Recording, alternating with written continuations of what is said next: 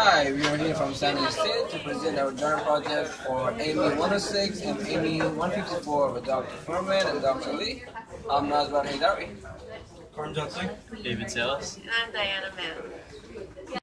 By doing this project, I learned different functions of the Arduino without using the delay function. I also learned how to come up with the pulling system with certain requirements and create a linear movement motion. I was also able to come up to learn about the teamwork and making sure all the teams are on the track, including me. We learned about how to size the motor for different applications. It may occur sometimes people choose the bigger motor for very small applications, or vice versa. And by doing this project, I learned a lot. I learned a lot of stuff. One of my duties was to assemble all this project, assemble all the components together, also making the assembling drawing for it. Another thing that I did for the project was to size the servo motor that we use for driving the linkage. So from the force analysis that I did for ME154, I was able to see how much torque is needed in static conditions to move this linkage. And based off of that, I was able to size the servo motor and purchase the right motor that we needed for this project. Also, another thing that I did for this project was engineering analysis. So I was able to determine the speed of the shaft and the speed of the other motor that we need to run the pulley system. So from this project, I was able to learn how to motor-sized servos and other motors for different applications. Also, I was able to learn how to control the speed of the motors and also how to apply proximity sensors into certain applications. And also from this project, I learned how to work in teams.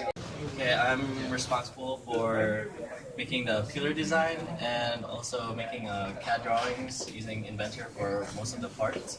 And after that, I went to the San Jose machine shop and machined most of the parts with the help of my colleagues and Professor Muntz.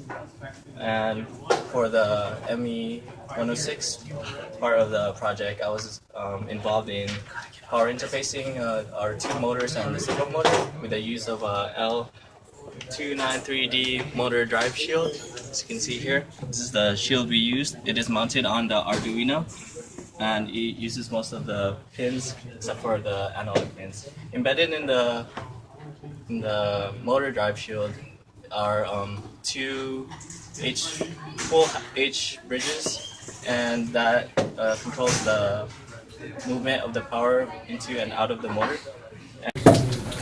Okay, and I was also involved in doing the prototyping, which goes through many design iterations, so that everything works together correctly. And I learned a lot about designing a linkage, a 4-bar linkage mechanism, and I also learned a lot about drawing all the parts and machining, and also interfacing, using a shield to interface, power interface to the two motors and servo. Part of the circuit analysis, which includes the design of the circuit and also the schematic of the circuits. In the motor drive shield that is attached to the Arduino, it takes up all of the digital pins. So we are left with 6 analog pins. We use the 6 analog pins by having 2 of them for the switches that turns on and off either the pillar or the cutter. The last 2 pins are used for the 2 LEDs. There's a red one that shows that the system is in progress and a green one that shows that the system is done. I also help with debugging the program. For the circuit analysis, I learned how to design circuits and also to create circuit schematics.